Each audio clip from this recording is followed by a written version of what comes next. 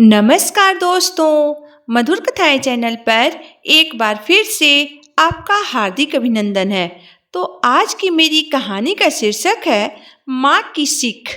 तो चलिए शुरू करते हैं आज की अपनी ये कहानी।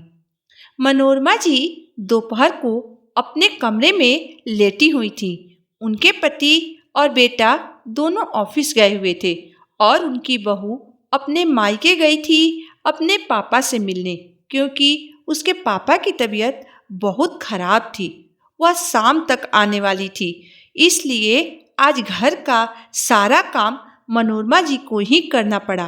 काम करने के कारण वह बहुत थक गई थी। थकान की वजह से उनकी आंख लग गई। तभी दरवाजे की घंटी बजी।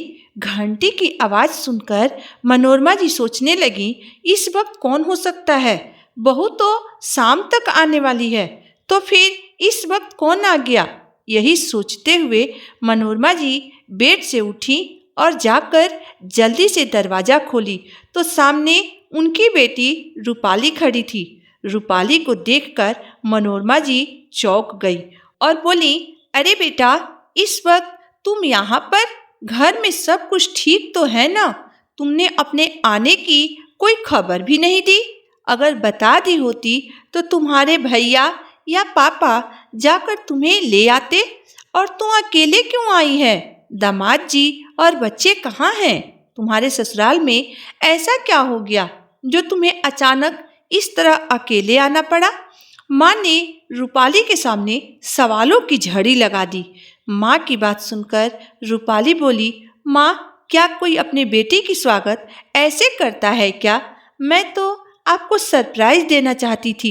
मैंने सोचा था आप मुझे इस तरह अचानक अपने सामने देखकर फूली नहीं समाएंगी और मुझे झट से अपने गले से लगा लेंगी, पर यहाँ तो उल्टी गंगा बह रही है। माँ अपनी बेटी को देखकर खुश होने के बजाय परेशान हो रही है, दुखी हो रही है। माँ, क्या मैं कभी अकेले नहीं आ सकती हूँ? हर बार आपके दामाद जी और बच्चों को लाना जरूरी है क्या? मनोरमा जी बेटी की जवाब सुनकर चुप हो गईं और बेटी को घर के अंदर आने के लिए कहा। रूपाली घर के अंदर आकर अपना सामान रखते हुए अपनी माँ से पूछा, माँ, भाभी कहाँ हैं? दिखाई नहीं दे रही है। यह कहते हुए रूपाली ने अपनी भाभी को आवाज़ लगाई, भाभी, जल्दी से खाना लगा दीजिए, मुझे बहुत तेज भूख लगी है। बेटी की बात सुनकर मनोरमा जी बोली, आज बहू घर में नहीं है, वह अपने मायके गई है अपने पापा से मिलने, क्योंकि उसके पापा की तबीयत बहुत खराब है। वह शाम तक आएगी। माँ के इतना कहते ही रूपाली गुस्से से भड़क गई और बोली, तभी मैं सोच रही हूँ कि माँ इतनी उखड़ी उखड़ी सी क्यों है। माँ, आपकी बहू के तो राज हैं। सासू माँ पूरे घर की जिम्मेदारी के साथ साथ सारे घर के काम भी संभाल लेती हैं। ऊपर से बहू के मायके से आने से पहले खाना भी बना कर रख देंगी। उन्हें तो घर पर आकर कुछ करना ही नहीं पड़ेगा। कितनी अच्छी ससुराल पाई है भाभी ने, इतना प्यार करने वाली सास पाई हैं। और एक मेरी किस्मत देखो ना, सास के हाथ की खाना तो दूर, एक गिलास पानी के लिए भी तरस जाती हूँ। बेटी की सारी बात सुनकर मनोरमा जी बोली, बेटा, ससुराल में प्यार और इज्जत पाने के लिए ससुराल के लोगों को भी प्यार और इज्जत देना पड़ता है, तब जाकर ससुराल वाले बहू को प्यार करते हैं। बेटा, ससुराल में सब कुछ इतनी आसानी से नहीं मिलता है। वहाँ प्यार से सबके दिल में अपनी जगह बनानी पड़ती है। तुम अपनी सासू माँ से एक गिलास पानी की उम्मीद करती है। क्या तुमने कभी अपने सासू माँ को एक गिलास पानी दिया है? वैसे भी तुम ससुराल में ठीक से 15 दिन भी रही ही कहाँ हो जो वो लोग तुम्हें अपना पाए। जब मन में आया तब अपना सामान लेकर मायके चली आती हो। ये भी नहीं सोचती हो कि तुम्हारे आने के बाद तुम्हारा पति, तुम्हारे सास ससुर तुम्हारे बारे में क्या सोचेंगे। बेटा, मायका और ससुराल नज़दीक होने का मतलब ये नहीं होता है कि जब मन करे तब मायका चले आओ और जब मन करे तो ससुराल चली जाओ। मायके में भी बेटी को इज्जत तभी मिलती है जब वह 4 बार बुलाने के बाद एक बार इज्जत से आती है। रोज रोज बिना बुलाए आने से उन्हें कोई भी नहीं पूछता है। तुम अपनी भाभी से अपनी बराबरी मत करो। तुम्हारी भाभी कभी भी बिना बुलाए मायके नहीं जाती है और वहाँ जाने के बाद भी वह अपने मायके के घरेलू मामलों से दूर रहती है। वह कभी भी किसी मामले में दखल अंदाजी नहीं करती है, लेकिन जब वह ससुराल में रहती है तो घर के सारे जिम्मेदारियों को अपने कंधे पर उठाए रखती है। मुझे किसी काम को हाथ तक नहीं लगाने देती है। अभी भी मैं अपनी मर्जी से ही घर का काम कर रही हूँ।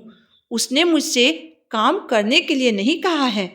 मनोरमा जी बेटी को डांटते हुए कहा, तुम्हें मुझसे ज़्यादा कौन जान सकता है? तुम्हारे ससुराल वाले बहुत अच्छे हैं, तुम ही उनके साथ नहीं रहना चाहती हो। बेटा, ससुराल ससुराल होता है और मायका मायका होता है।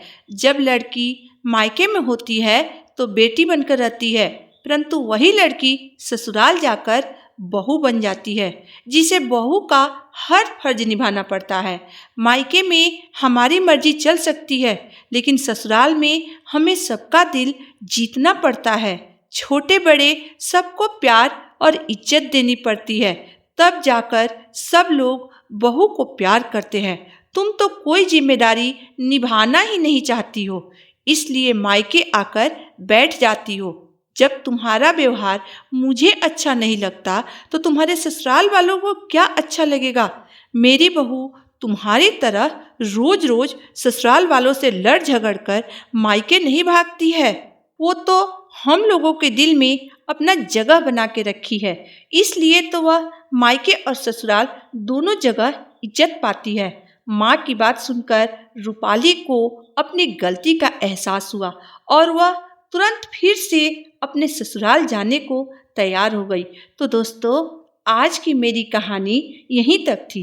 दोस्तों, काश दुनिया की हर एक माँ अपनी बेटी को ऐसी सीख दे, ऐसी बात बताए, तो दुनिया का कोई भी घर नहीं टूटेगा, न पारिवारिक कलह होगी और न ही कोई वृद्धा आश्रम होगा। हर घर में केवल खुशियाँ और शांति होगी। इसमें आपकी राय क्या है? आप मुझे ज़रूर बताइएगा।